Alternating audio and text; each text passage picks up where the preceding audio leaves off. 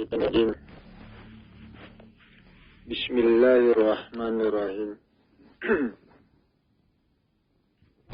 Assalamualaikum warahmatullahi wabarakatuh.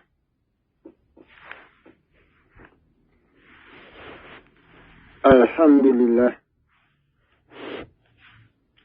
Alhamdulillahillazi nahmaduhu wa nasta'inuhu wa nasta'afiruhu wa na'udzu billahi min syururi anfusina wa min sayyiati a'malina.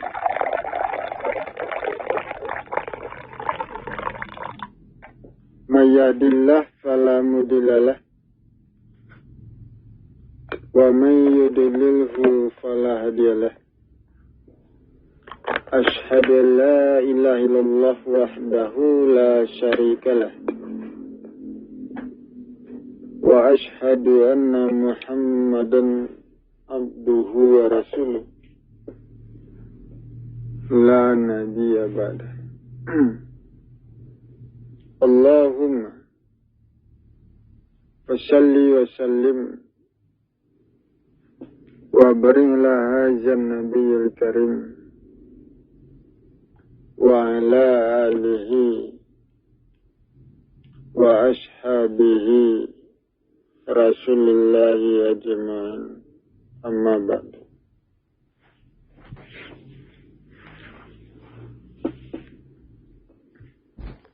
Faya ibadallah, ittaqullaha haqqa tuqatih wa la tamutunna illa wa antum muslimun.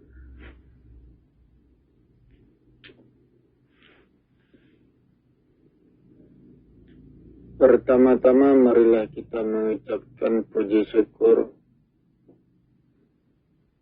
kepada Allah Tuhan semesta alam. Salam hormat kita berikan pula kepada Muhammad Rasulullah sallallahu alaihi wasallam, Rasul terakhir dan penutup para nabi.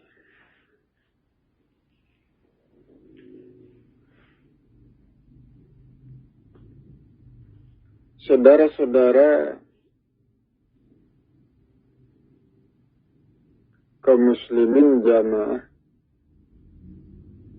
yang saya hormati,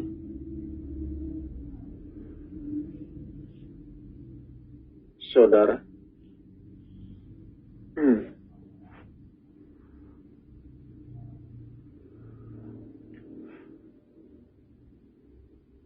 Allah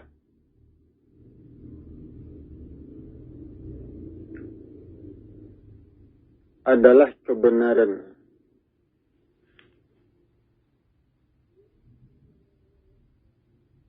Kebenaran dari kehidupan yang terjadi di langit dan di bumi.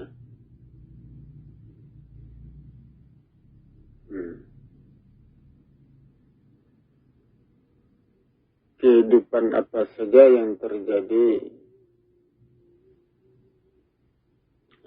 itu adalah benar. Tidak ada yang salah di dalam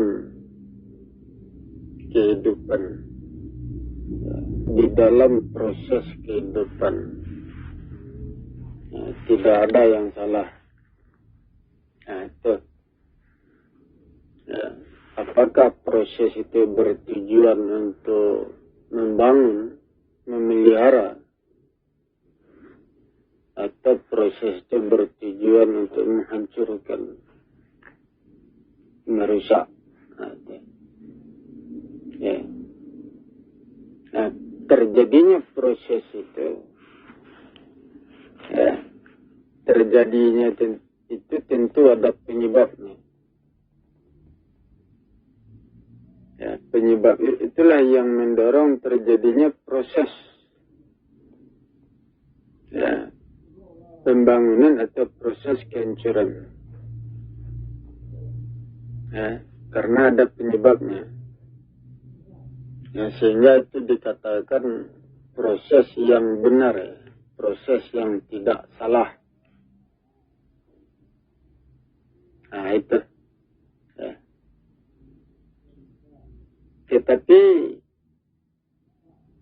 kehidupan manusia ya, itu diarahkan kepada pembangunan. Ya. Al-Quran mengatakan, ya, aku ciptakan manusia untuk jadi khalifah di atas permukaan bumi. Ya, proses penciptaan adalah proses pembentukan, pembangunan jiwa raga manusia. Sampai penciptaannya selesai, sampai sempurna. Nah, jadi manusia diarahkan ke sana. Ya, diarahkan untuk mengikuti proses pembentukan jiwa raga sehingga penciptaannya selesai ya, sampai sempurna. Nah, itu. Ya. Proses yang menghancurkan di langit dan di bumi, proses itu pun benar, ya. Tidak salah. Ya, proses alam yang bekerja untuk merusak, menghancurkan, proses alam itu tidak salah. Ya. Ya. Tetapi manusia tidak diarahkan ke sana. Nah, ya, manusia tidak diminta untuk mengikuti proses yang merusak itu. Karena itu bersifat menghancurkan diri manusia. Walaupun proses itu secara hukum itu benar itu. Tidak salah. Ya, kejadiannya tidak salah. Tapi kalau manusia mengikuti, itu menghancurkan jiwa raga manusia.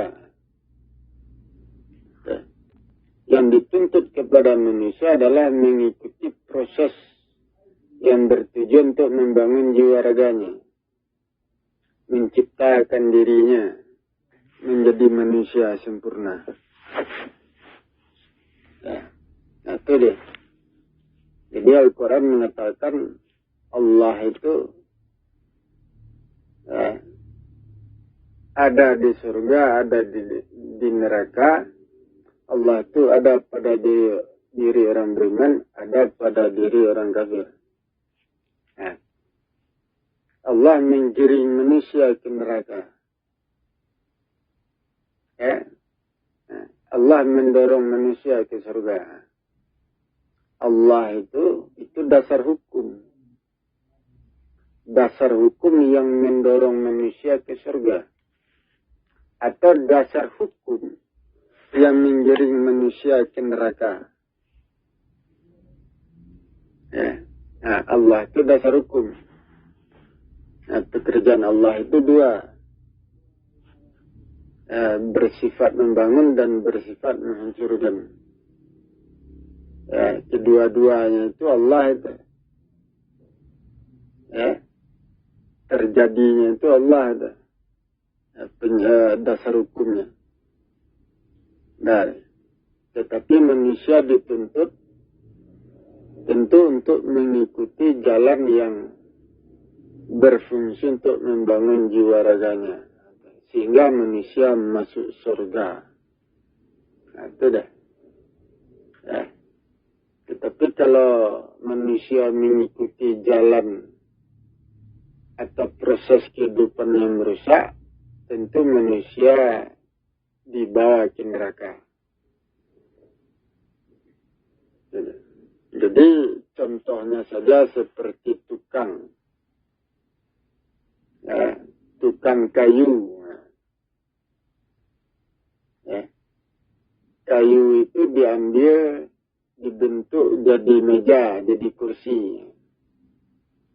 Nah, sisa-sisa kayu itu dibuang ke tempat sampah. Nah, sama seperti itu, proses itu seperti itu. Ya, proses membangun dan proses menghancurkan. Nah, itu. Ya, nah, jadi manusia diciptakan sampai sempurna, masuk surga. Yang gagal menjadi manusia dibuang seperti sampah ke neraka. Nah, itu deh. Ya, tuh. Ya. Kalau kita membuat meja, kursi, ya, membuat alat-alat perabotan rumah tangga, ya, sisa-sisa kayu itu, ya, bekas-bekasnya itu, ya, yang tidak berguna itu dibuang ke tempat sampah. Ya, yang bagus-bagus, yang bisa dibentuk jadi alat-alat perabotan rumah tangga itu diambil. Ya, itu. Proses itulah yang terjadi di langit dan di bumi. Dan manusia mengikuti proses itu. Ya. Tidak keluar dari proses itu. Nah, itu. Nah, itu deh. Jadi, manusia diciptakan menjadi manusia sempurna. Ya, kapan manusia bisa dibentuk menjadi sempurna? Ketika tubuh itu, jiwa raganya itu kokoh, kuat, ya, bersih, ya, lurus, ya, teratur. Ketika itu jiwa raga manusia bisa dibentuk, diukir, ya, menjadi manusia sempurna. Nah, jadi ada pula manusia yang tidak bisa dibentuk. Ada pula manusia yang tidak bisa disempurnakan. Ada. Ya, sama seperti tanah. Nah, ya, batu. Batu itu bisa dipahat, itu bisa diukir, dibentuk jadi patung. Kalau lumpur, bagaimana membentuknya? Dah? Lumpur. Nah, lumpur yang basah itu, yang lunak itu dibentuk, tidak bisa. Manusia seperti itu. Ya, apabila jiwa raga manusia kokoh, kuat, padat, bersih, itu bisa dibentuk. Ya, bisa diukir. Ya, menjadi manusia sempurna. Ya. Tetapi kalau manusia itu lemah, ya, jiwa raganya, lahir batin, jasmani rohani lemah, rapuh, tidak kokoh, tidak padat, tidak berisi. Itu tidak bisa dibentuk, tidak bisa diukir. Gagal menjadi manusia sempurna. Ya, masuk neraka. Nah, itu. Ya, jadi ada syaratnya, ada ketentuannya. Ya, seperti kayu yang bagus bisa diukir, dibentuk. Kayu yang rapuh, lapuk, ya,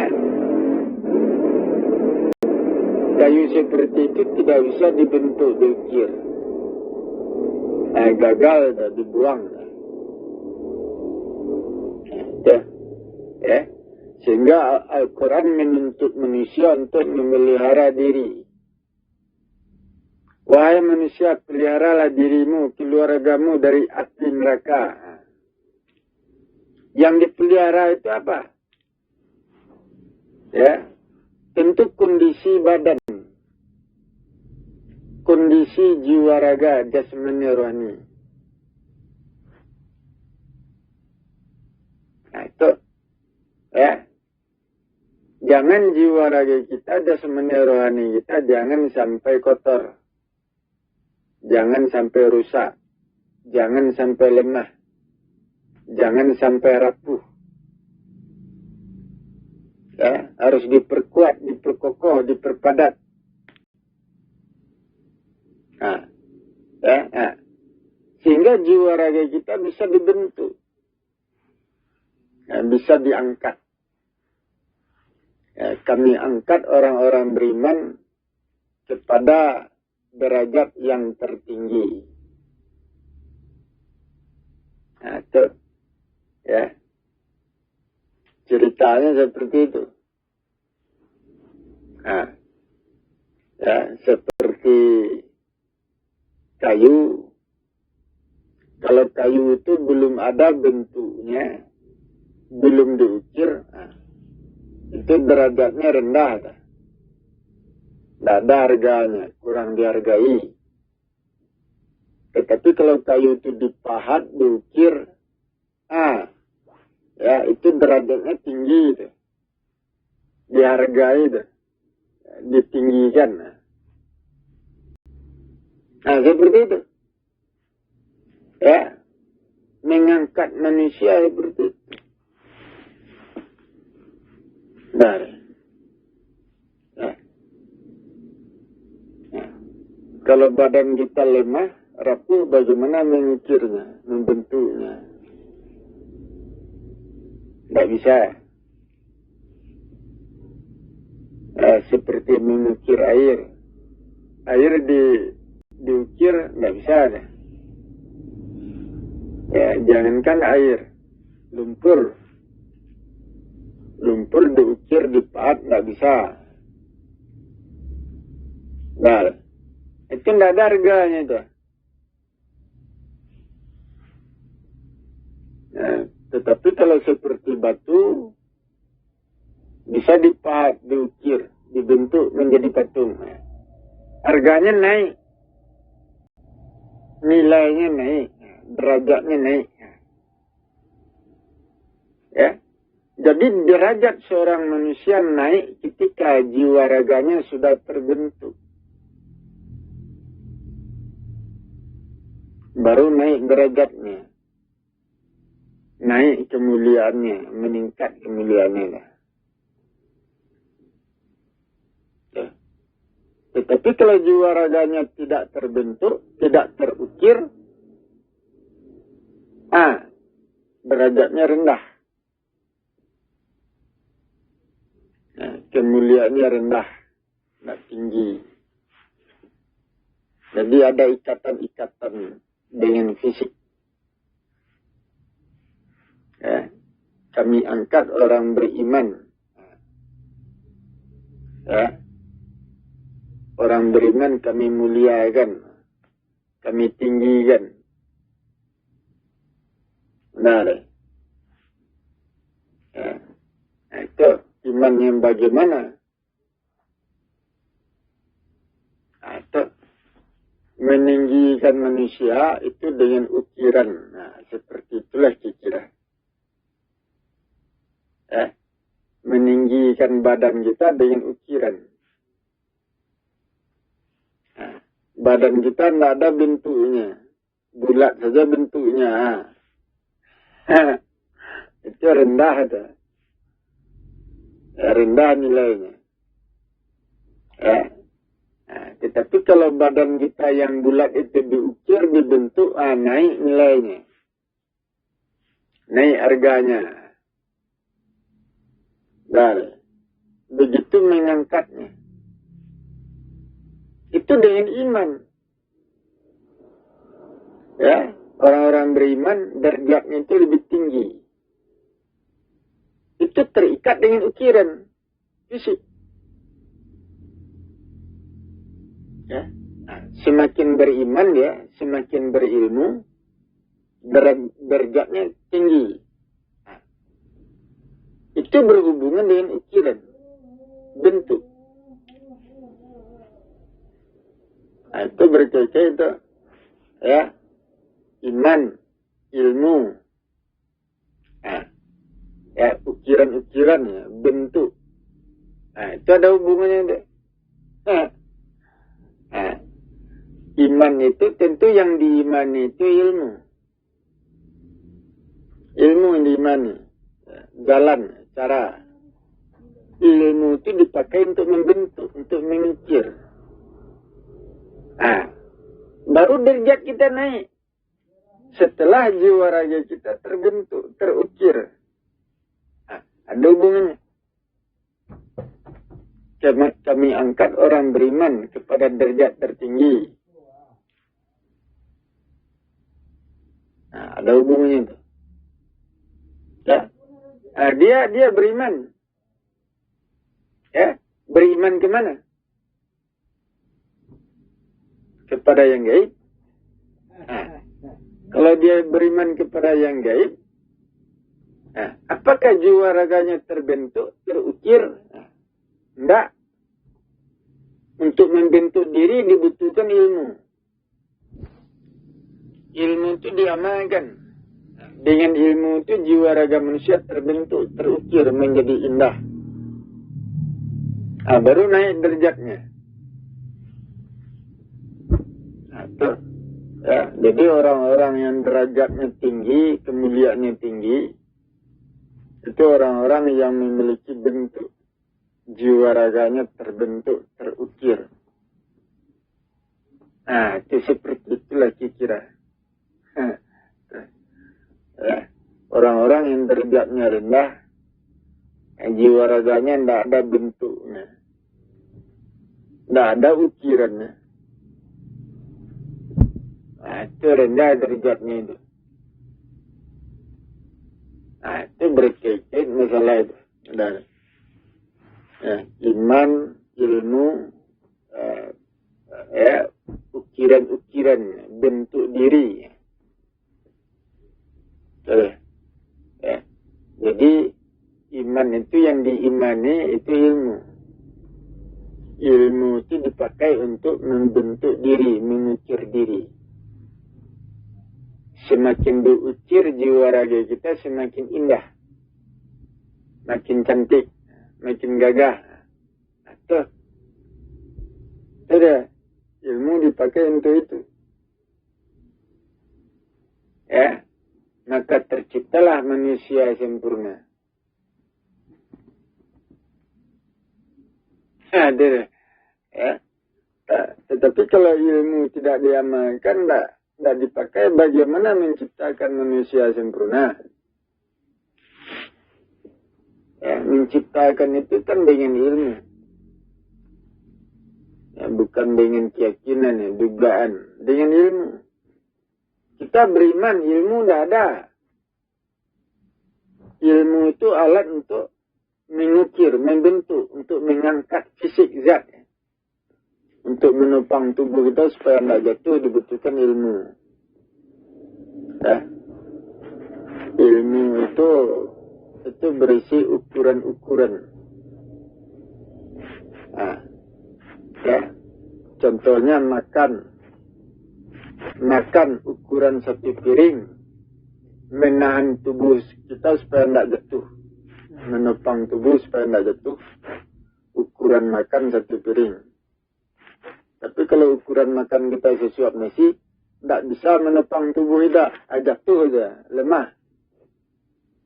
Ukuran sesuap nasi, ya, tidak bisa dijadikan sebagai alat untuk menopang tubuh, menahan tubuh, jatuh itu. Nah, itu ilmu itu berisi ukuran.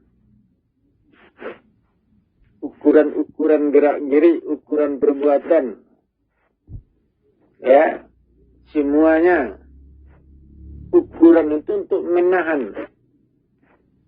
Supaya tubuh tidak jatuh. Tidak runtuh.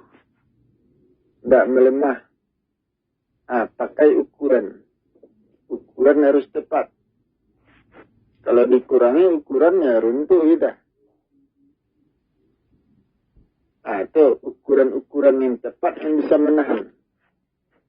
Kalau ukuran dilebihkan, itu merusak pula badan. Harus tepat ukurannya. Ilmu berisi ukuran-ukuran. Ilmu dipakai untuk mengangkat, menegakkan, membentuk, mengukir. Sehingga manusia berhasil diciptakan menjadi sempurna. Kan nampak. Contohnya tubuh kita. Kalau tubuh kita suhu panasnya terlalu tinggi, tubuh kita melemah. Tubuh kita jatuh. Tidak bisa menahan. Panas yang tinggi, suhu yang tinggi, tidak bisa menahan tubuh kita. Jatuh tubuh itu. Tetapi kalau suhu badan kita normal, itu menahan tubuh kita supaya tidak jatuh. Tidak runtuh. Ditahan itu. Kalau suhu tubuh kita normal. Tetapi kalau suhu tubuh kita tidak normal, suhu tubuh kita tinggi, panasnya tinggi, itu tubuh kita jatuh, melemah, jatuh. Tak bisa menahan. Itu deh. Ukuran-ukuran seperti itu. Kan nampak dah. Itu. Jadi jiwa raga manusia dibentuk. Dibentuk dengan ilmu, dengan ukuran-ukuran. Ukuran-ukuran itu ujung-ujungnya tentu mengukir diri manusia. Menjadi indah. Membentuk jiwa raga manusia menjadi indah. Ukuran-ukuran itu. Semakin sempurna ukurannya, tentu bentuknya, ukirannya semakin sempurna pula.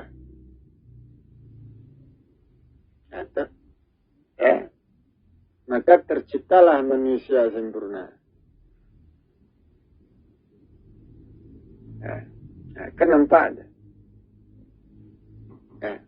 Jadi, seperti perhiasan. Kalau kita tidak memakai perhiasan, badan kita jatuh. Bukan badan saja yang jatuh. Kehormatan kita mungkin jatuh mungkin. Harga diri jatuh. Perasaan jatuh. Itu gerak-geri kita melemah, jatuh. Tetapi kalau kita memakai perhiasan, badan kita tegak. Perhiasan itu menahan supaya tubuh tidak jatuh. Supaya perasaan tidak jatuh. Supaya harga diri tidak jatuh. Supaya kehormatan tidak jatuh. Itu perhiasan itu menahan supaya tidak jatuh.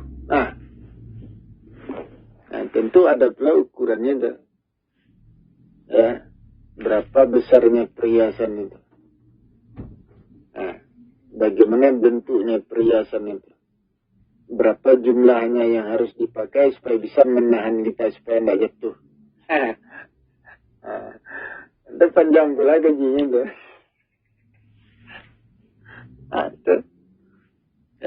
Itu menahan itu. Jadi ukuran-ukuran yang tepat, ukuran-ukuran yang sempurna, itu berfungsi menopang tubuh manusia, jiwa manusia sehingga tidak jatuh.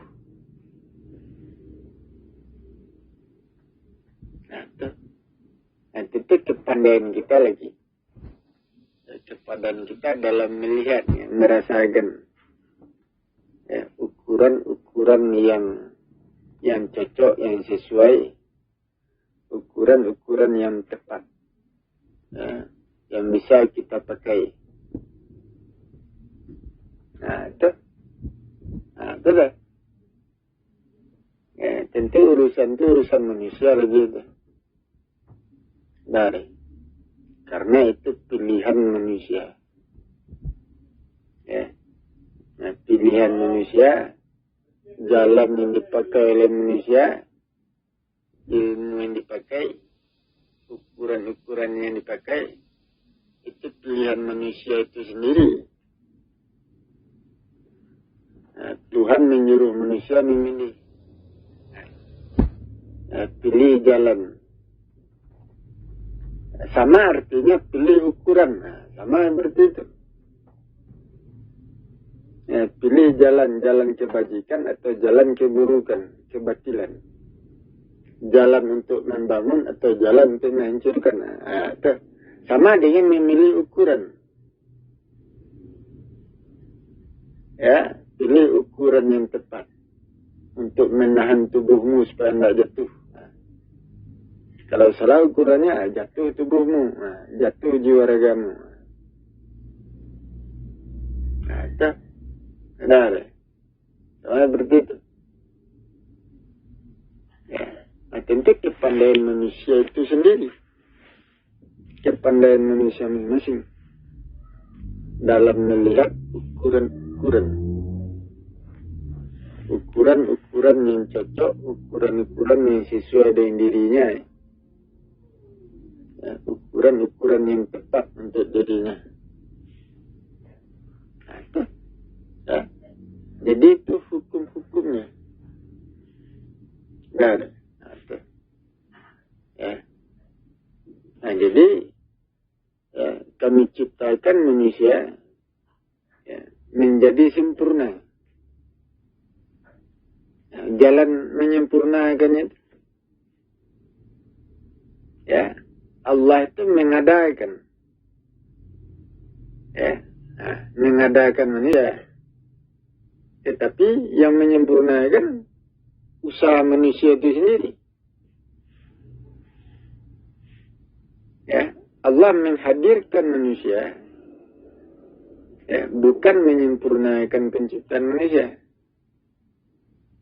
Ya, kalau penciptaan manusia sempurna di tangan Allah, tentu semuanya masuk surga. Nah, kan seperti itu. Nah, itu, ya. Nah, tetapi ya Allah menghadirkan manusia di atas permukaan bumi. Nah, yang menyempurnakan penciptaan manusia itu diserahkan kepada manusia itu sendiri. Nah, itu. Kalau gagal bagaimana? Ya neraka. Ya, usaha manusia gagal dalam menyempurnakan dirinya, yang neraka. Ya, bukan Allah yang berusaha. Allah berusaha menyempurnakan pencipta manusia. Enggak. Kalau Allah yang bekerja menyempurnakan pencipta manusia, tentu manusia masuk surga semuanya. Ya, enggak. Ya. Yang bekerja menyempurnakan pencipta manusia itu sendiri. Sehingga Al-Quran mengatakan, ya, manusia diciptakan dengan ilmu pengetahuan ya, yang dia ketahui. Nah, itu jalan yang dia pakai, ilmu yang dia pakai, ya, dengan itu dia disempurnakan, dibentuk. Kalau salah ilmunya tentu pembentukannya tidak sempurna. Ya. Kalau benar ilmunya tentu pembentukannya menjadi sempurna. Nah, itu benar. Nah, itu deh. Nah, jadi itu usaha manusia dalam menyempurnakan diri. Nah, kenapa? Ya, bukan Allah yang berusaha yang menyelesaikan penciptaan manusia, tetapi manusia itu sendirilah yang harus berusaha menyelesaikan penciptaan jiwa raganya. Nah, itu. Ya. Nah, itu deh. Itu perhitungannya. Ya. Nah, jadi apabila manusia dituntut untuk menyelesaikan penciptaan jiwa raganya, ya, tentu itu berhubungan dengan kata letak. berhubungan dengan tata letak. Tidak.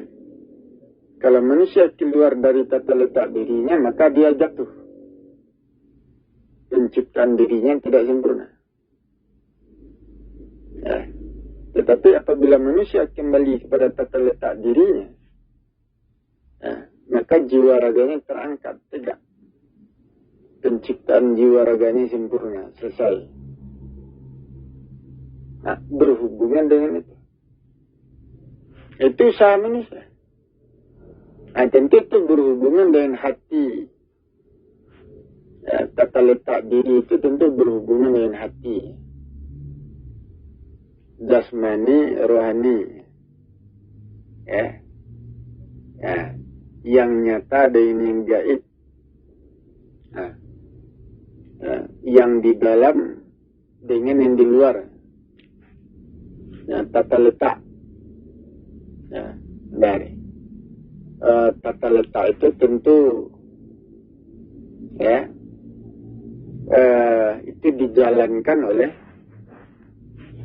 hati, hati, perasaan, pikiran, itu mengembalikan kita kepada tata letak diri.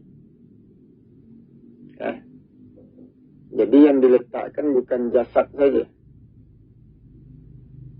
Benar. Letakkan jasad pada tempatnya, bukan jasad saja. Tentu dimulai dari hati, perasaan, meletakkan itu. Benar. Tidak. Jadi manusia dituntut untuk menyempurnakan penciptaan jiwa raganya, menyelesaikan penciptaan jiwa raganya. Karena manusia jatuh, keluar dari tata letak.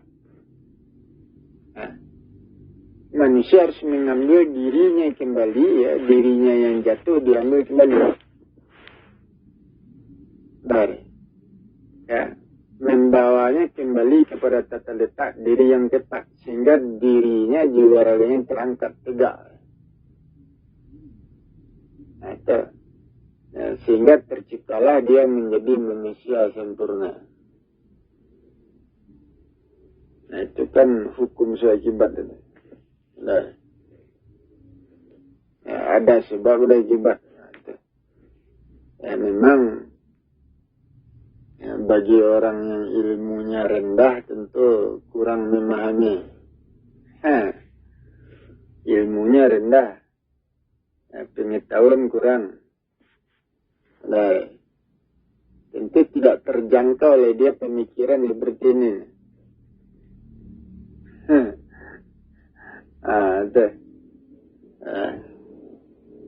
Jadi Al-Quran mengatakan apa-apa yang engkau tidak sanggup untuk memikirkan, jangan dipikirkan. Ikuti yang mudah-mudah. Yang mudah-mudah saja. Itu beransur-ansur. Kan itu benar. Itu lah. Benar. Jadi manusia dituntut untuk menyempurnakan jiwa raganya, menyelesaikan penciptaan dirinya. Karena berdasarkan hukum manusia itu jatuh.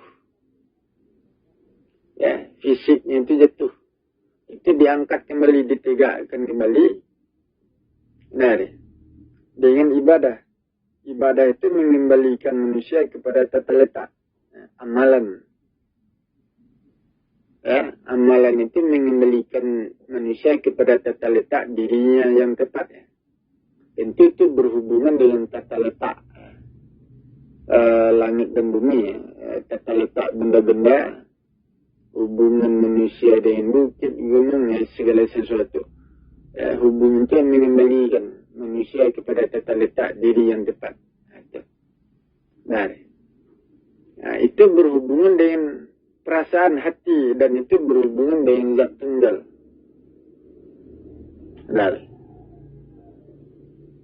Usaha manusia di dalam meletakkan dirinya atau meluruskan dirinya, itu adalah usaha untuk mendudukkan perkara zat tunggal. Ya, nah itu, benar. Ya, menyelesaikan urusan zat tunggal. Nah, itu, benar. Ya. Nah, jadi segala sesuatu itu berawal, bermula dari zat tunggal. Ya, datang dari zat tunggal, kembali kepada zat tunggal. Ya, zat tunggal yang merasakan,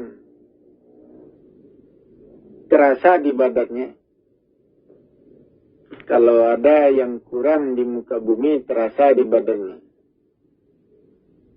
Atau ada yang tidak lurus di muka bumi, itu terasa di badannya, itu zat tunggal itu. Ada yang salah tata letaknya di muka bumi, itu terasa di badannya zat tunggal itu, terasa itu. Itu dari. Ya, itu deh. Jadi kemampuan manusia untuk meletakkan diri pada tempatnya, kemampuannya itu ada hubungannya dengan zat tunggal. Itu. Nah, ya, sama-sama berusaha. Ya, zat tunggal berusaha untuk mengembalikan manusia pada tata letak dirinya yang tepat. Nah, manusia juga berusaha mengembalikan dirinya pada tata letak dirinya yang tepat. Benar. Itu terbuka jalannya itu. Benar. Nah, kenapa? Ya. Datang dari zat tunggal, kembali kepada zat tunggal. Apa saja yang terjadi di langit dan di bumi, itu terasa di badan zat tunggal, itu terasa itu. Nah, zat tunggal itu kan jiwa raganya penuh. Kalau ada yang kurang di muka bumi ini, itu jiwa raganya itu terasa ada yang kurang.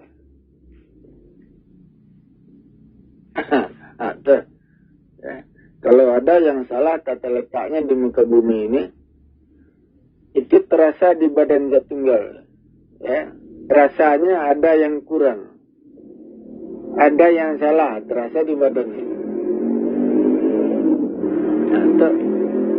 Kalau manusia berusaha kembali kepada tata letak diri yang tepat, zat tunggal itu terasa penuh di badannya. Penuh. Apabila manusia berusaha meletakkan segala sesuatu pada tempatnya, ya, segala sesuatu diletakkan pada tempatnya masing-masing. Setelah diletakkan, itu jiwa raga zat tunggal itu penuh, itu kokoh, terasa itu. Ada. Jadi ada ikatannya. Selesainya penciptaan langit dan bumi, duduknya perkara manusia. Nah, ya. Maka zat tunggal itu duduk pula perkaranya. Ada hubungannya.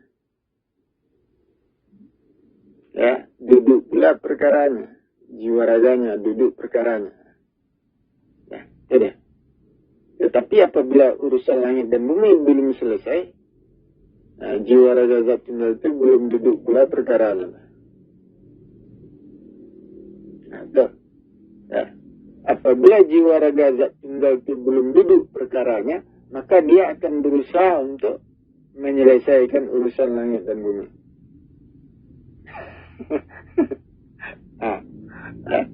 Apabila jiwa raga zat tunggal belum duduk perkaranya, maka dia akan berusaha untuk mendudukkan perkara langit dan bumi untuk menyelesaikan urusan manusia.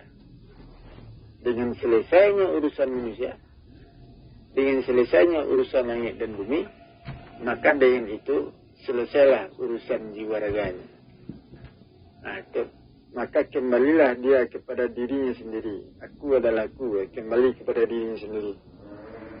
duduk perkaranya. Itu deh. Ya. Nah itu peristiwa akhirat sudah selesai itu. Orang beriman sudah masuk surga, orang kafir sudah masuk neraka. Sudah duduk perkaranya dah. Kenapa ada?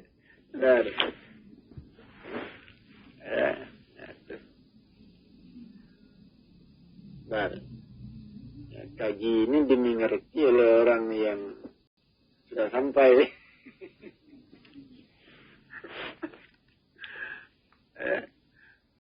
Yang memahami. Bagi yang tidak memahami tentu sulit juga.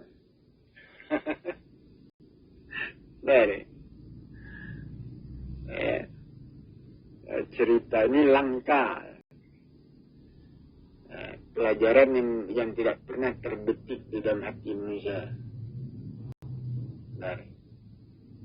Ilmu yang belum pernah diketahui. Belum pernah dipikirkan. Itu benar. Jadi itulah proses hukum sebab akibat. Jadi, apabila saya adalah zat tunggal, urusan jiwa raga saya belum selesai. Itu deh. Benar. Tentu saya berusaha untuk menyelesaikan urusan kehidupan manusia. Untuk menyelesaikan urusan diri saya. Kan seperti itu. Itu hubungannya, ikatan-ikatannya seperti itu. Apabila saya adalah zat tunggal,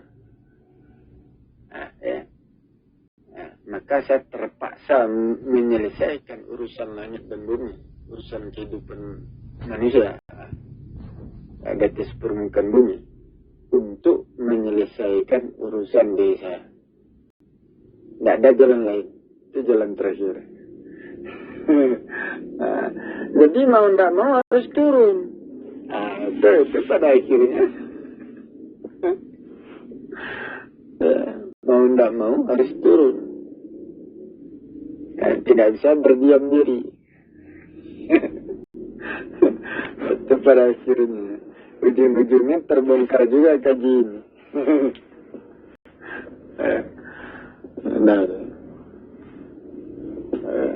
Terbongkar juga. Kenapa? Jadi itu proses yang terjadi. Zat tunggal itu zat. Allah itu jalan yang dipakai oleh zat, oleh makhluk. Tidak. Allah ada di surga, Allah ada di neraka. Berbeda dengan zat tunggal. Tidak. Beda. Zat tunggal itu hanya ada di surga. Munculnya di surga zat tunggal. Tidak ada di neraka.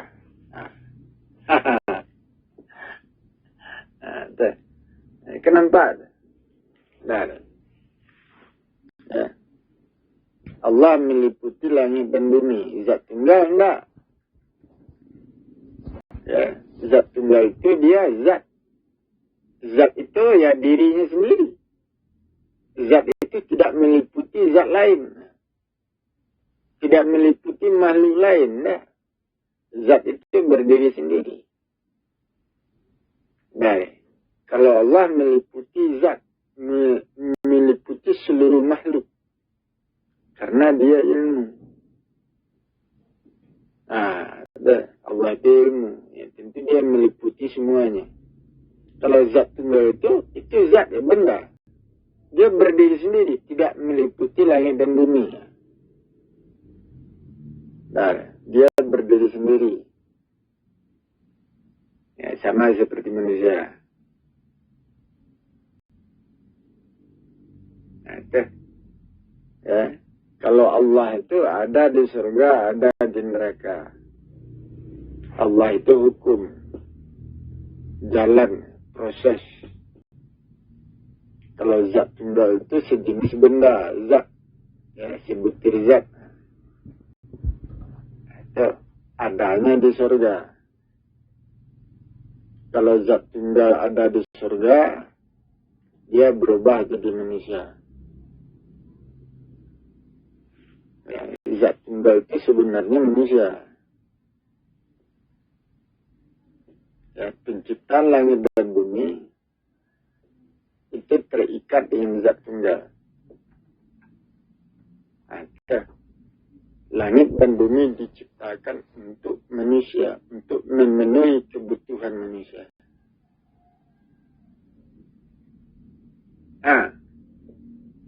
Ya, langit dan bumi, penciptaan langit dan bumi terikat dengan zat tunggal. Zat tunggal lah yang bekerja membentuk langit dan bumi. Tentu disesuaikan dengan dirinya, dengan kebutuhannya. Seperti itulah kira-kira. Atau berkait-kait. Sama kita membangun rumah. Rumah kita bangun tentu disesuaikan dengan kemampuan kita, kebutuhan kita. Ya.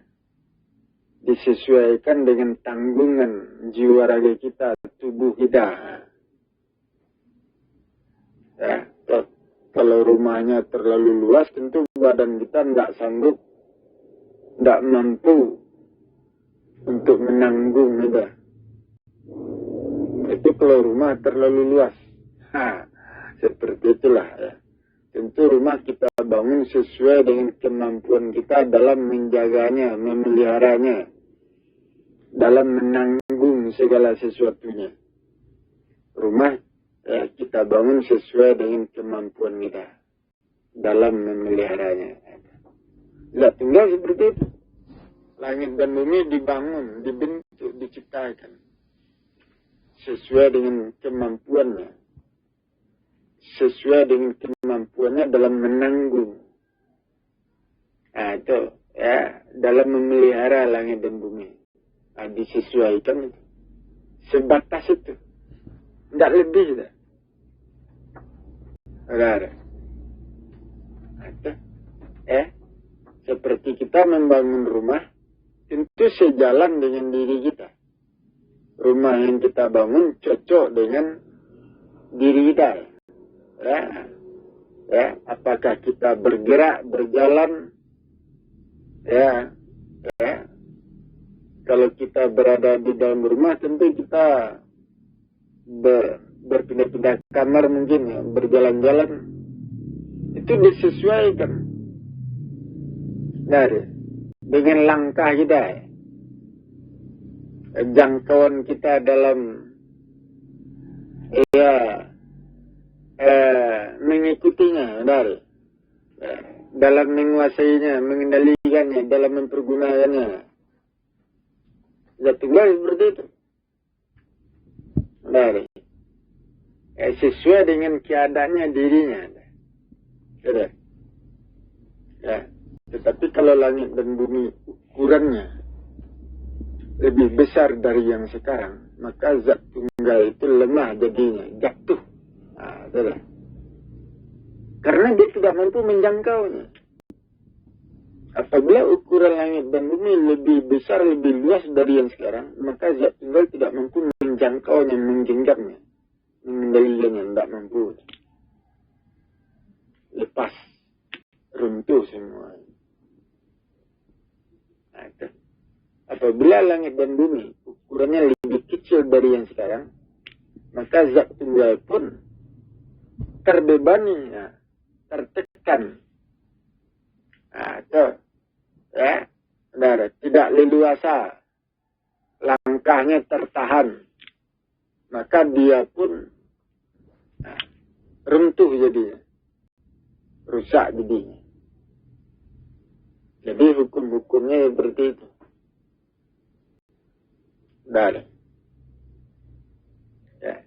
Kenapa? Itu seperti kita. Kalau kita tinggal di rumah yang sempit, bagaimana? Gerak-gerik kita tertahan. Apa akibatnya? Pertumbuhan jiwa raga kita menjadi terganggu, berat. Ujung-ujungnya jiwa raga kita rusak. Ujung-ujungnya. Zat tunggal seperti itu. Ya. Jadi ukuran langit dan bumi itu disesuaikan dengan zat tunggal. Bukan disesuaikan dengan Allah. Karena Allah tidak ada hubungannya. Dah. Allah bukan zat. Ya. Allah tidak bertubuh. Ya, tidak bertubuh zat, tidak bertubuh benda, tidak bertubuh nur, tidak bertubuh cahaya, tidak ada tubuhnya. Nah, itu Allah itu ilmu yang dipakai untuk membentuk langit dan bumi. Berapa besarnya ukuran langit dan bumi itu terikat dengan zat tunggal, bukan dengan Allah. Allah hanya menjalankan pekerjaannya. Kenapa? Allah hanya menjalankan pekerjaannya sebagai pembentuk langit dan bumi. Sementara bentuk langit dan bumi itu terikat dengan zat tunggal.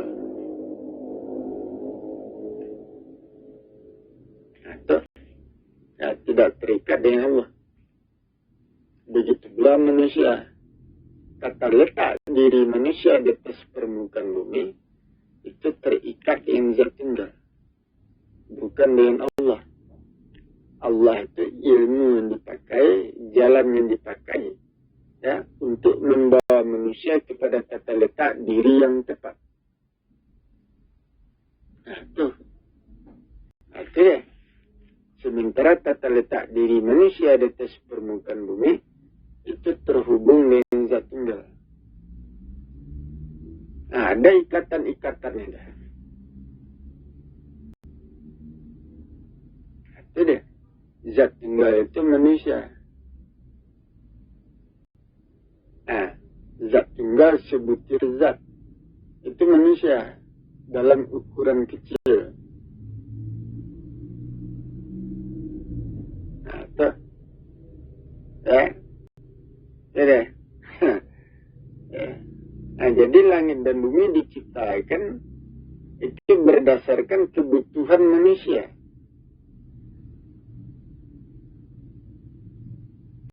Kebutuhan manusia ada. Dari. Apa saja yang ada di langit dan di bumi, itulah yang dibutuhkan oleh manusia dalam memelihara jiwa raganya. Membangun kehidupan dirinya. Itulah yang dibutuhkan. Jadi disesuaikan dengan zat tunggal itu. Dari. Tidak berlawanan, tidak bertentangan dengan zat tunggal. Apa saja yang ada di langit dan di bumi, ya, itu tidak bertentangan dengan zat tunggal. Itu disesuaikan itu. Cocok itu. Tata letak. Kenapa? Zat tunggal itu manusia. Ya, sejenis manusia itu. Ya. Zat tunggal adalah saripati alam semesta. Seperti sekarang ini. Ya, tubuh kita hancurkan. Ya, kita kan melihat, ya. Kita punya mata untuk melihat, telinga untuk mendengar, punya pikiran, punya perasaan, semuanya. Apabila tubuh kasar kita hancurkan, itu sifat melihat, sifat mendengar semuanya itu kemana perginya?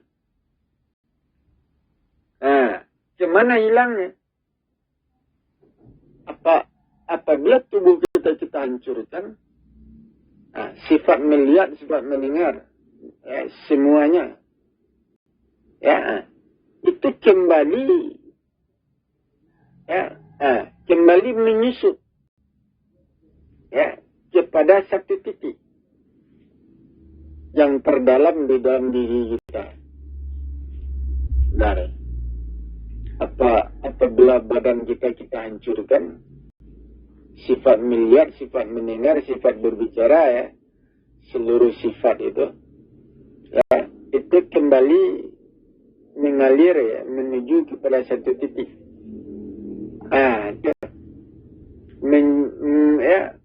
Berkumpul dia kepada satu titik. Sifat-sifat manusia itu.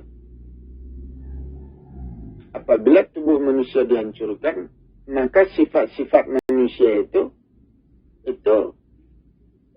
dia berkumpul menggumpal menjadi satu titik. Setitik zat. Sifat itu sebenarnya kan melekat pada zat. Kalau zatnya dihilangkan, sifatnya tidak ada. Kalau sifatnya ada, berarti di situ ada zat. Kan seperti itu. Jadi apabila tubuh manusia dihancurkan, tinggal sifatnya. Sifat manusia itu berkumpul menjadi satu titik. Titik zat.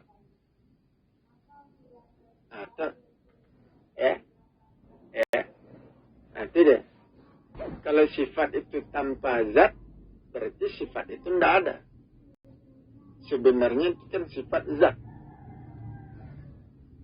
Bentuk zat sebenarnya itu tidak ada. Jadi itu zat tunggal itu.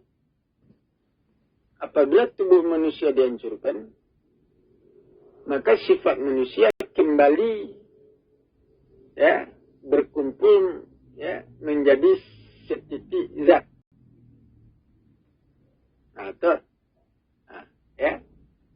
Zat itu kan membentuk sifat. Sama seperti harimau. Bentuk harimau seperti itu. Kakinya 4, ada taringnya segala macam. Itu membentuk sifat. Sifat menerkam. Bentuk tubuhnya itu membentuk sifat. Kalau bentuk tubuhnya seperti ular, tentu sifatnya menilik. Kan seperti itu. Jadi sifat itu dibentuk oleh bentuk tubuh. Sifat itu tumbuh oleh bentuk tubuhnya.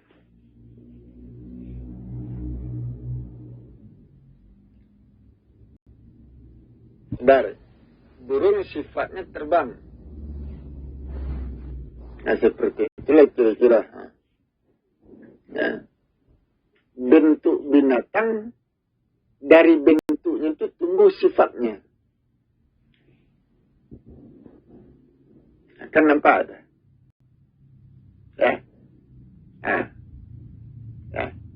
Jadi zat tunggal itu memiliki bentuk. Dari bentuknya tumbuh sifatnya. Sifatnya itu sifat manusia. Melihat, mendengar, berbicara. Apa yang ada pada diri manusia itu yang tumbuh.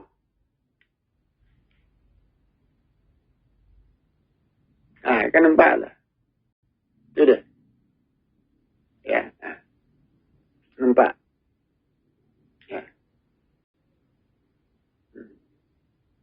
Coba kita pikirkan. Manusia diciptakan dari segumpal darah. Segumpal darah menjadi segumpal daging. Ketika manusia menjadi segumpal daging, sifatnya belum ada, belum tumbuh. Sifat melihat, sifat mendengar belum tumbuh. Belum ada itu. Dia masih dalam bentuk segumpal daging. Segumpal daging dibentuk menjadi tulang. Tulang dibungkus dengan daging, kemudian baru diberi bentuk. Ya, dibentuk matanya, telinganya, hidungnya, tangannya, kakinya. Itu. Ya, setelah bentuknya itu tumbuh, baru sifatnya sedikit demi sedikit tumbuh. Nah, itu dah. Ya. Jadi sifat itu tumbuhnya setelah zatnya terbentuk. Nah, ya. Zat tunggal itu adalah saripati alam semesta. Alam raya yang luas tanpa batas itu memiliki kandungan berisi alam yang luas tanpa batas itu isinya ada. Isinya itu mengalir kepada satu titik. Seperti itulah. Dari proses kehidupan yang ada di alam yang luas tanpa batas, proses kehidupan itu membawa sesuatu, mengalirkan sesuatu kepada satu titik, satu daerah yang kosong, ya. Setitik daerah yang kosong, seperti itulah. Semuanya mengalir ke situ, sehingga menggumpal menjadi setitik zat. Menggumpal menjadi sebutir zat. Ya, itulah sebabnya dikatakan saripati alam semesta. Zat tunggal disebut saripati alam semesta karena segala sesuatu yang ada di alam semesta mengalir menuju kepada satu titik dan menggumpal menjadi sebutir zat. Disebut zat tunggal. Nah, itu. Dari. Ya. Makin lama bentuk zatnya itu makin membentuk dia. Nah, itu. Bentuknya tentu seperti manusia dalam ukuran kecil. Itu. Dari bentuk itu tumbuh sifat. Tumbuh mata. Tumbuh telinga. Tumbuh hidung. Tangan, kaki, tumbuh semuanya itu. Itu dalam ukuran setitik itu. Setitik zat. Sebutir zat. Manusia dalam ukuran sebutir zat. Nah, seperti itulah. Nah, itu dah. Setelah dia terbentuk, baru sifatnya tumbuh. Sifat melihat, mendengar, berbicara, baru tumbuh. Itu proses. Ya.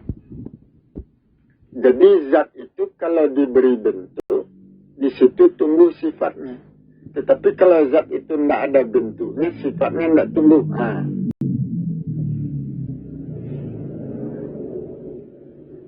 Nampak aja.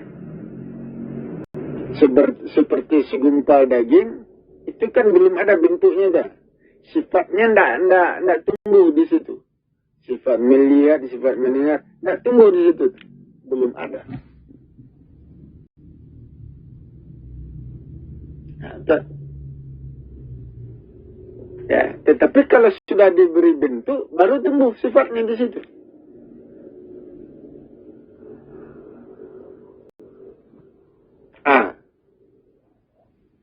Ya, jadi zat tunggal itu sejenis tanah. Ya, sejenis tanah itu. Tanah yang bisa dibentuk. Tanah yang memiliki ketetapan. Tidak berubah tanah itu. Ukuran tanah kan tidak berubah. Tetap. Ya. Kalau api itu berkobar-kobar itu. Nah, ukurannya tidak tetap. Bagaimana membentuknya? Tidak bisa. Air, mencair ya, air. Bagaimana membentuknya itu, menetapkan bentuk. Udah.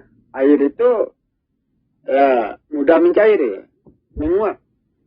Kalau air dijadikan es, kemudian air ya, di air dijadikan batu es dan dibentuk menjadi patung.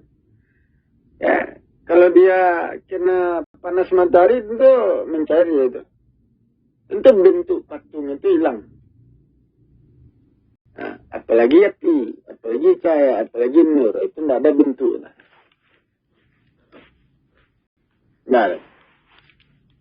Tidak bisa diberi bentuk. Nah, bagaimana pula kita mengatakan semuanya datang dari Nur Muhammad. Nur saja tidak bisa diberi bentuk. Nah, ya, air saja dijadikan batu es itu diukir, ya, diberi bentuk patung. Ya, kalau kena sinar matahari mencair itu. Nah, hilang bentuknya. Tidak tetap. Itu sifat itu tumbuhnya dari mana? Sifat itu tumbuh dari yang tetap. Bentuk yang tetap. Nah, yang tetap itu tanah. Ya, tanah yang memiliki ya ukuran yang tetap, yang bisa diberi bentuk. Nah, itu tanah. Tuh. Ya. Zat tunggal sejenis tanah. Nah, ukurannya tetap. Ukuran yang tetap itu memberikan pegangan yang kuat, memberikan kekuatan. Nah, pegangan untuk mendorong sesuatu, pegangan untuk membangkitkan tenaga, itu ukuran yang tetap. Nah, itu dah. Ya, zat tunggal itu sejenis tanah. Nah, ya. Nah. Jadi zat tunggal itu saripati alam semesta. Segala sesuatu yang terkandung di alam semesta itu mengalir menuju kepada satu titik. Nah, menggumpal menjadi sebutir zat. Disebut zat tunggal. Kemudian yang sebutir zat itu dia membentuk ya menjadi manusia, bentuk manusia. Atau ya. Dari sebutir zat ya, zat tunggal itu membentuk ya menjadi manusia. Bentuk zatnya itu seperti manusia, bentuk manusia. Di situ tumbuh sifat. Melihat, mendengar, berbicara, tumbuh di situ. Hidup dah. Itu dimulai dari sana. Ya, aku yang berkehendak. Itu dimulai dari sana. Itu zat tunggal itu. Zat tunggal yang berkehendak. Zat tunggal yang berfikir. Zat tunggal yang merasakan. Zat tunggal yang melihat.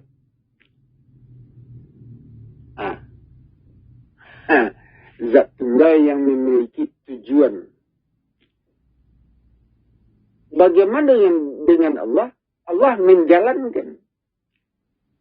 Allah itu ilmu zat tunggal. Ilmu yang dipakai oleh zat tunggal. Menjalankan kehendak dari zat tunggal.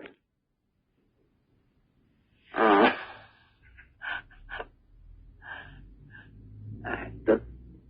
Benar. Ya. Kenapa?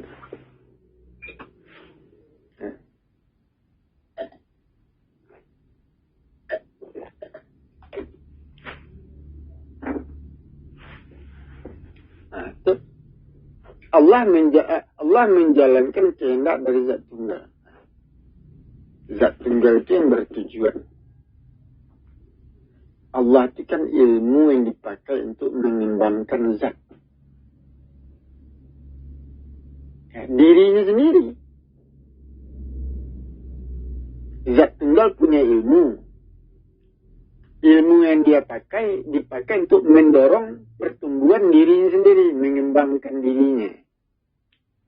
Sebutir zat dikembangkan menjadi banyak zat.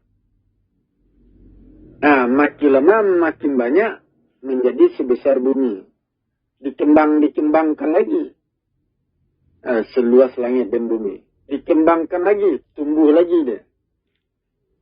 Jadi bukit, jadi gunung, jadi air, jadi api, dikembangkan lagi zat itu. Jadi tumbuh-tumbuhan, jadi binatang, jadi manusia. Ilmu yang ada pada diri zat tunggal, ilmu itulah yang mendorong zat itu tumbuh berkembang. Membentuk. Menjadi langit dan bumi, menjadi makhluk, jadi segala sesuatu. Itu dari dalam itu. Apabila zat tunggal mempergunakan ilmunya, tentu dengan keyakinan, dorongan dari dalam dirinya, keyakinan,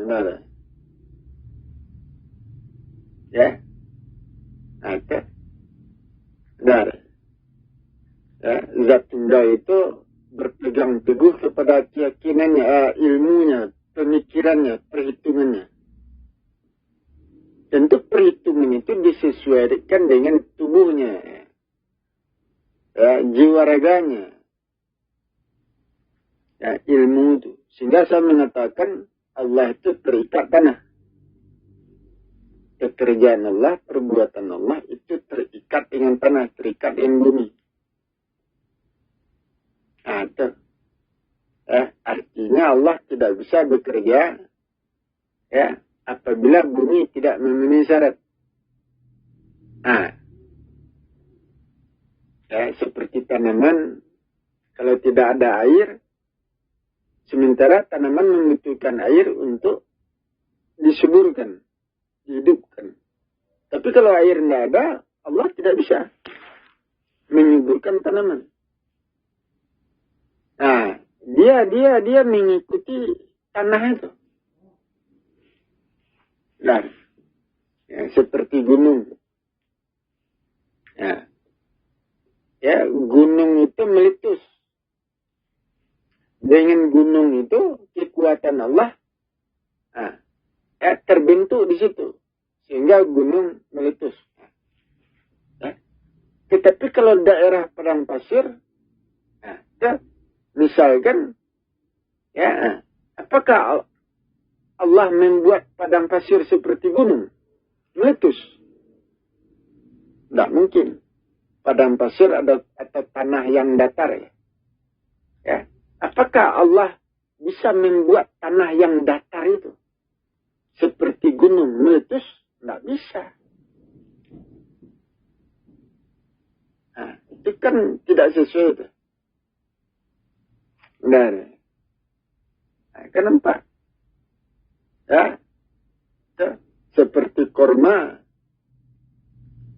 Batang korma tumbuhnya di mana? Di tanah Arab. Tanahnya seperti itu. Apakah Allah bisa menghendaki di sini batang korma bisa tumbuh? Sementara tanahnya berbeda dengan tanah Arab. Allah tidak bisa menghendaki. Kecuali tanah di sini itu cocok sesuai dengan tumbuhnya batang kurma itu. Tetapi kalau tanahnya tidak memenuhi syarat, Allah tidak bisa menumbuhkan batang kurma di sini. Jadi itu artinya Allah mengikuti. Allah mengikuti tanah, kondisi tanah. Itu kehendak Allah adalah kehendak hukum. Perbuatan Allah itu perbuatan hukum. Bukan sewenang-wenang. Allah itu ilmu.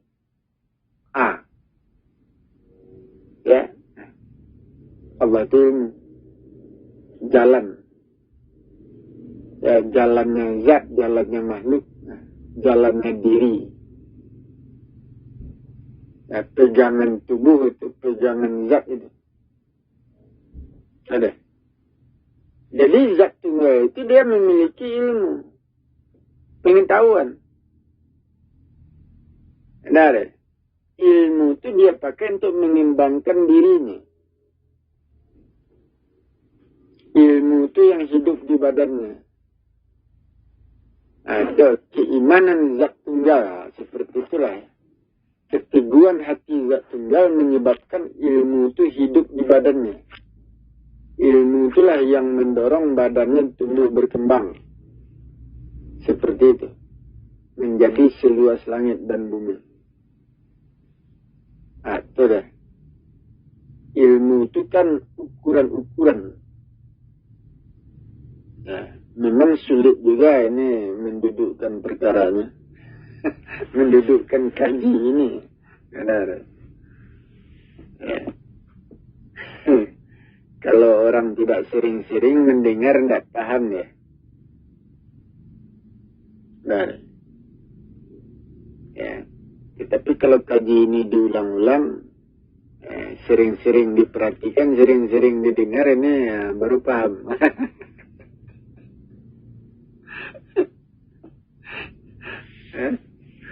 Benar. Kalau tidak mengerti. Jadi Allah itu ilmu. Ilmu itu tertanam di hati orang beriman. Ilmu itulah yang mendorong tubuhnya berkembang. Dari dalam. Kekuatan itu didorong dari ilmu tadi. Ya. Keyakinan manusia terhadap ilmu. Ya. Keyakinan manusia, keimanan manusia kepada sebuah ilmu. Ya. Ilmu itulah yang mendorong jiwa raga manusia tumbuh berkembang. Apa yang ada di hati orang beriman? Ilmu. Ukuran-ukuran, aturan-aturan.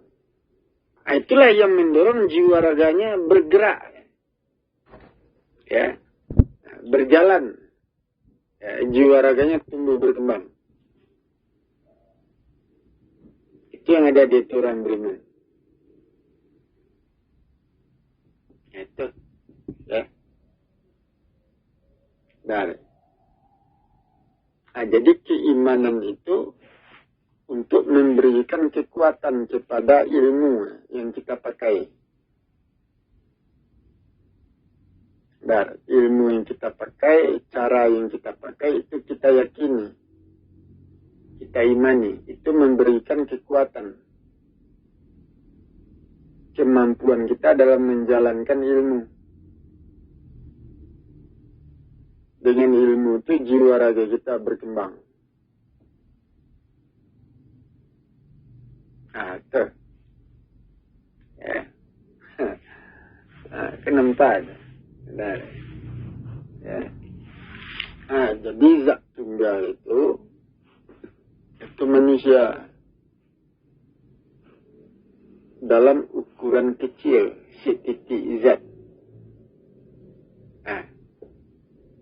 Ya. Zat tunggal itulah yang berkehendak, yang berencana. Apa kehendaknya? Dia ingin menyempurnakan diri.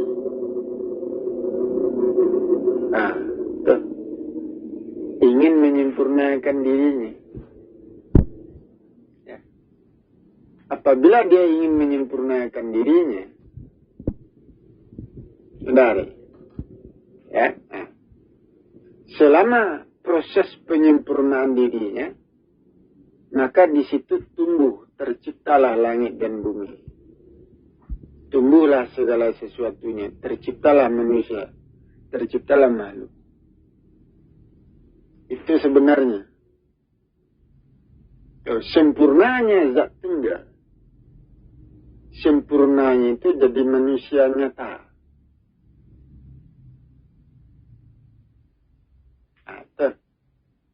Kenapa itu? Jadi itulah yang dikatakan di dalam Al-Quran, Alif Lam Mim. Alif Lam Mim. Ra. Ya. Alif Lam Mim Sad. Itu artinya apa? Aku. Itu. Ya. Aku turun. Ya. Menjelma, mewujud, jadi manusia nyata. Ada. Itu artinya tuh. Benar. Cuman manusia enggak tahu. Alif Lam Mim. Itu kan ada beberapa itu ya. Dalam surat itu ya. Alif Lam Mim itu surat Al-Baqarah itu. Alif Lam Mim Ra. Nah, itu ada itu surat berikutnya. Alif Lam Mim Sad itu ada lagi berikutnya itu ya, surat berikutnya. Itu artinya itu. Aku turun. Ya. Mewujud menjadi manusia nyata. Turun ke atas permukaan bumi. Nah, itu deh. Benar. Itu yang terjadi. Ya. Jadi sebenarnya zat tunggal itu manusia. Nah, dia ingin menyempurnakan diri. Untuk menyempurnakan diri. Ya. Zat tunggal itu kan zat halus itu. Zat halus ya. Ya. Zat nyata tapi halus. Untuk menyempurnakan dirinya, artinya dia harus mengkasarkan tubuhnya. Untuk mengkasarkan tubuhnya, dia membutuhkan hubungan dengan benda nyata, benda kasar.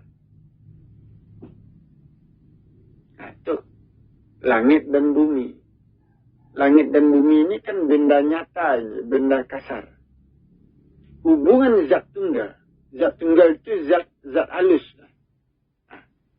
Apabila zat halus berhubungan dengan zat kasar, maka zat halus menjadi kasar.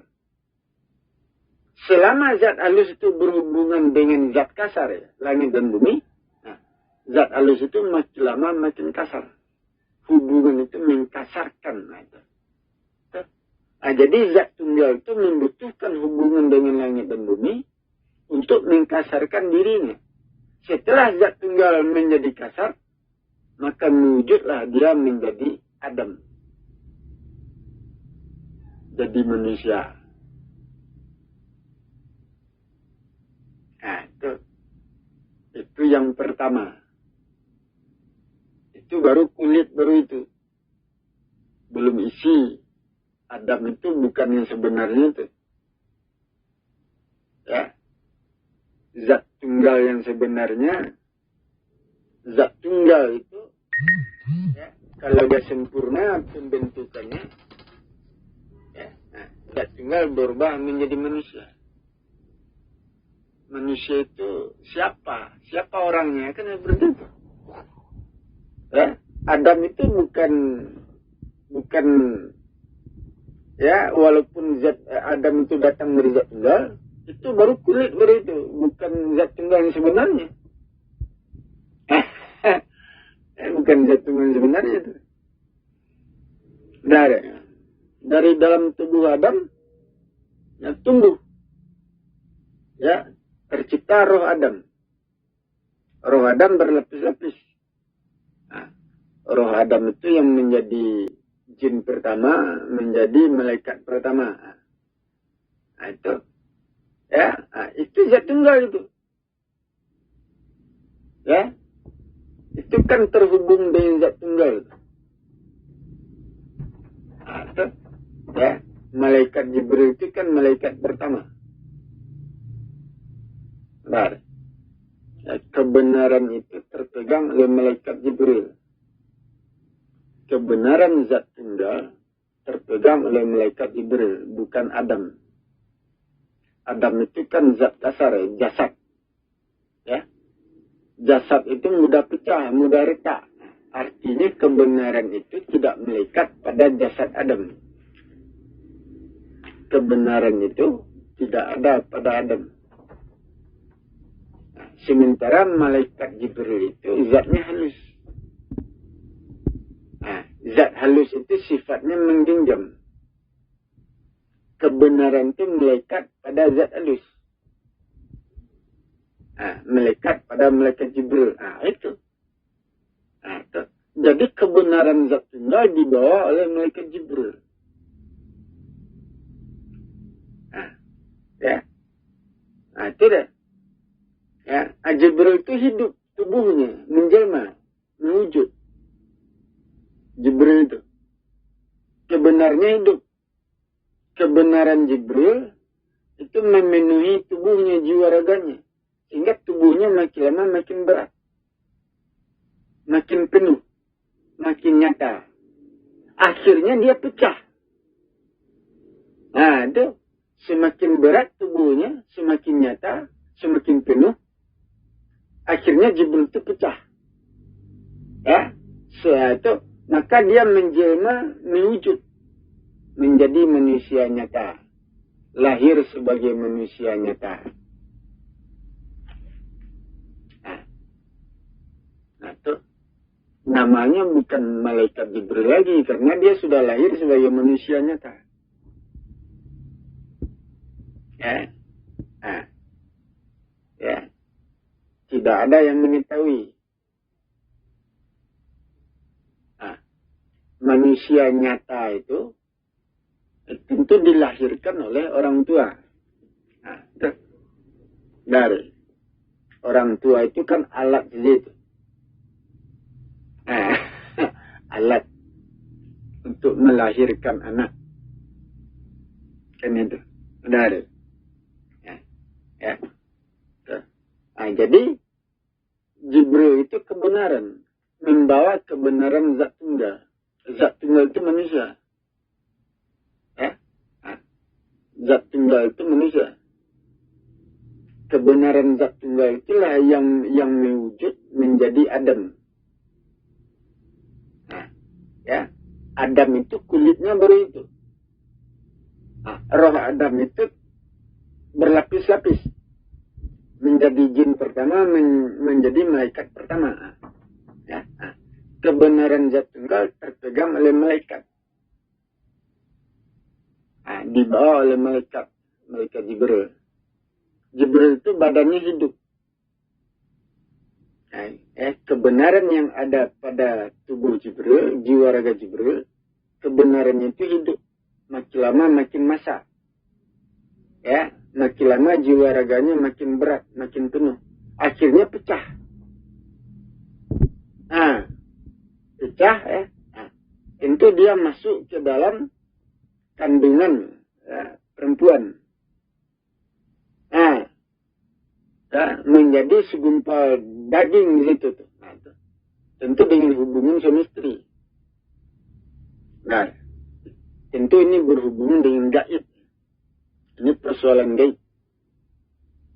Nah, mewujud. Lahirlah manusia itu. Manusia itu membawa kebenaran zat tunggal. Zat tunggal itu sendiri manusia yang lahir itu. Artinya zat tunggal itu sudah ada di tengah-tengah bumi ini. Nah, zat tunggal sudah berada di tengah-tengah manusia. Sudah turun. Sudah turun ya. Kan itu yang ditunggu-tunggu. Itu ya, manusia itu membawa kebenaran zat tunggal. Nah, pada tubuhnya di dalam jasad itu terbentuk tubuh halus. Nah, itu ya, di dalam jasad tubuh halus terbentuk, ya, roh ya, terbentuk. Nah, roh yang terbentuk itulah ya malaikat Jibril itu. Keluar dia di situ, muncul di situ. Nah, itu, ya.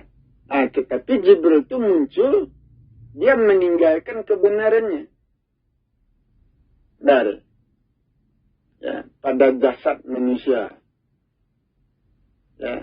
Nah, itu jasad manusia yang tinggal. Ya. Zat tunggal yang lahir sebagai manusia. Kebenaran zat tunggal lahir ya, menjadi manusia. Itu kebenaran zat tunggal ya melekat di situ. Nah, tidak. Benar. Ya. Dan manusia itu memiliki roh. Rohnya itu tentu berlapis-lapis dulu itu. Ya. Ya. Rohnya itu keluar. Salah satunya itu Jibril. Malaikat Jibril. Ya. Dari. Jadi dulu Jibril itu menghilang. Beberapa tahun dia menghilang. Kemudian muncul kembali. Nah itu. Selama dia menghilang, ya. Selama itu dia menjadi, ya. Menyatu dengan tubuh manusia. Anak manusia. Anak yang dilahirkan itu. Nah itu deh.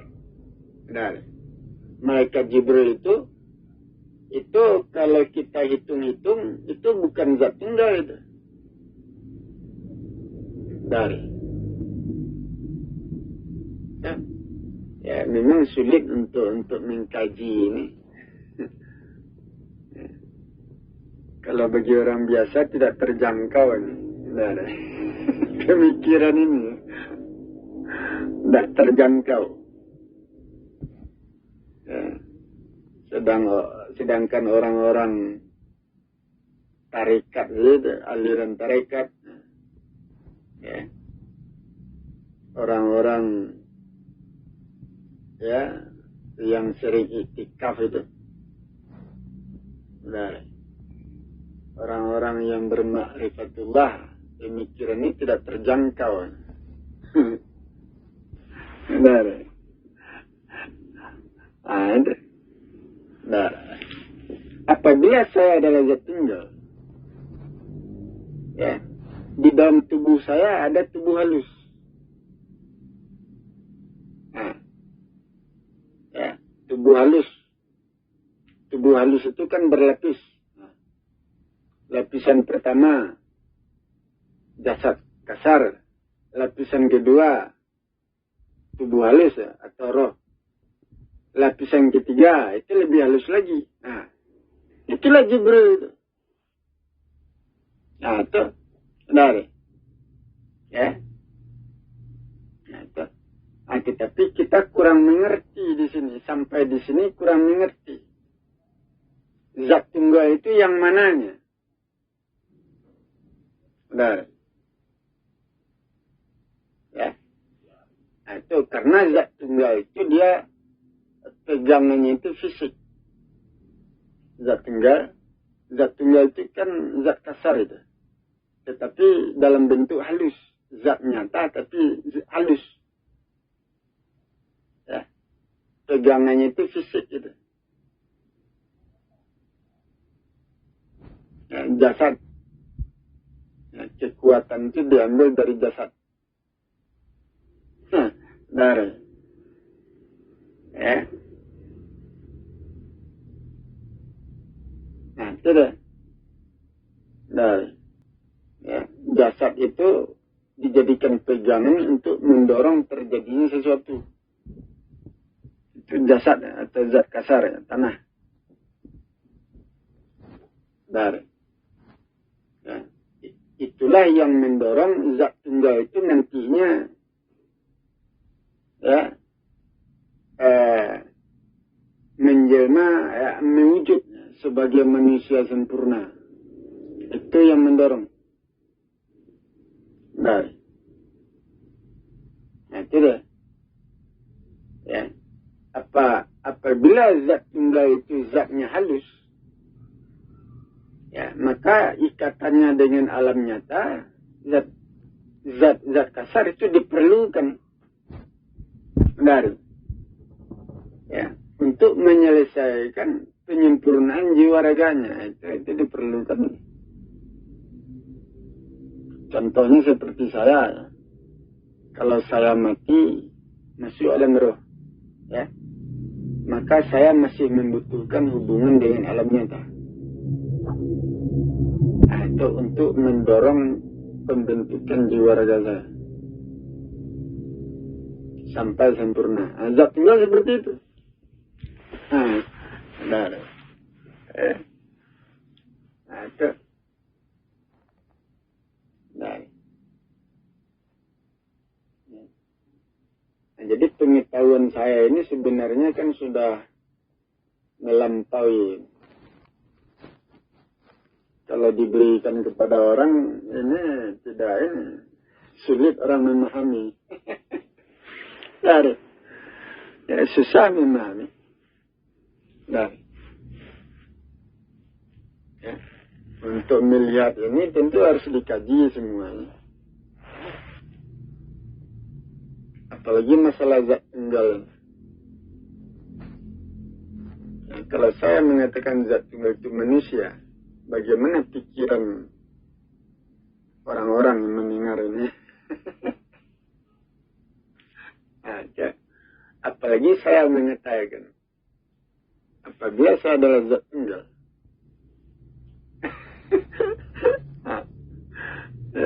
bagaimana pemikiran manusia, pandangan manusia?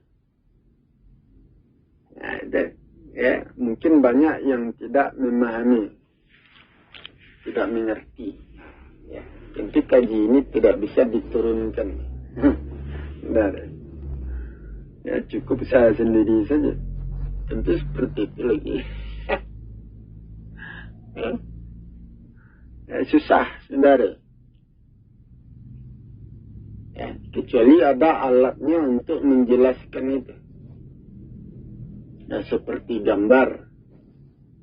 Ya, gambar itu bisa dijadikan alat untuk menjelaskan. Ya, dibikin gambarnya, ya, mungkin bisa menjelaskan. Nah, itu. Ya, tetapi kaji tentang zat tunggal ini tentu dibatasi. Benar. Ya, zat tunggal adalah sumber segala sesuatu.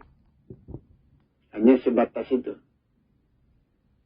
Ya, kalau kita mengatakan zat tunggal itu manusia, itu banyak yang sulit untuk memahami mungkin, untuk melihatnya. Apalagi saya mengatakan zat tunggal itu sebagai manusia, ya, dia turun ke bumi. Nah, zat tunggal turun ke bumi, wujud menjadi manusia nyata, ya, menyelesaikan urusan di atas permukaan bumi. Itu sulit untuk dipahami oleh manusia. Sulit untuk dipikirkan. Baik. Sulit. Ya, tidak tahu saya apakah manusia bisa mengerti. Ya, karena kaji ini saya datang dari saya. Tentu ada hubungannya dengan saya itu kaji ini. Ceritain. Ada. Baik. Nah, jadi mewujudnya zat tunggal menjadi manusia sempurna. Mewujudnya di mana? Di surga. Surga itulah yang sebenar-benarnya manusia. Zat tunggal.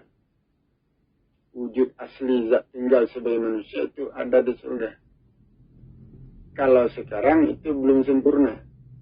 Walaupun zat tunggal sudah hadir di tengah-tengah manusia sekarang ini. Tetapi itu belum sempurna. Ya, dia hanya baru manusia biasa. Belum sempurna. Jadi, hanya sebagai manusia biasa saja baru. Ya. Kaji ini bisa terbongkar ini. Terbongkar semuanya dari rahasia saya bisa terbongkar.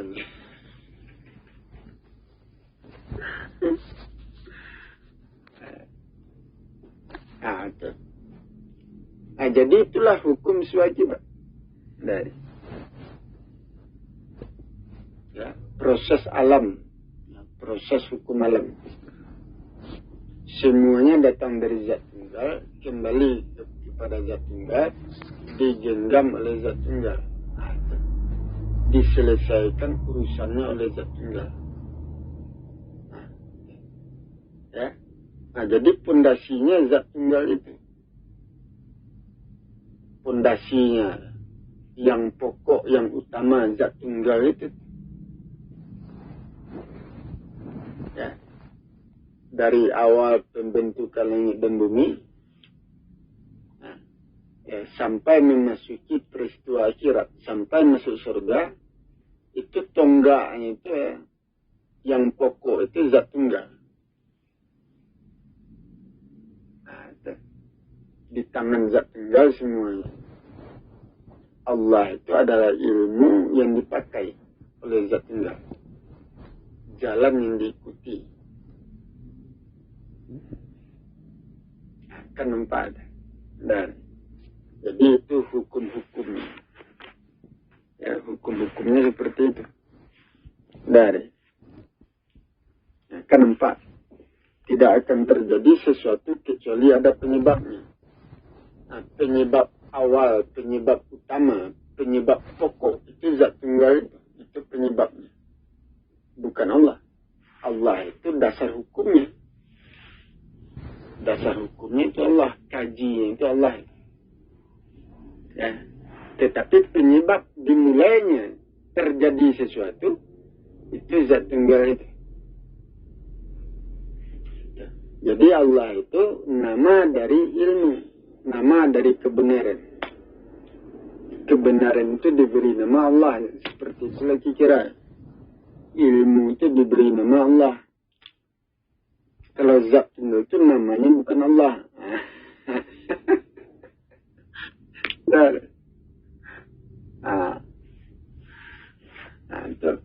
apabila zat tunggal adalah saya, tentu nama zat tunggal adalah nama saya. Tentu seperti itu.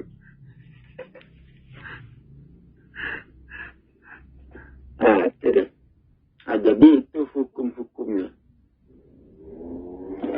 Nah, itu prosesnya. Baik. Nah, itu deh. Ya. Itu. Akan nampak.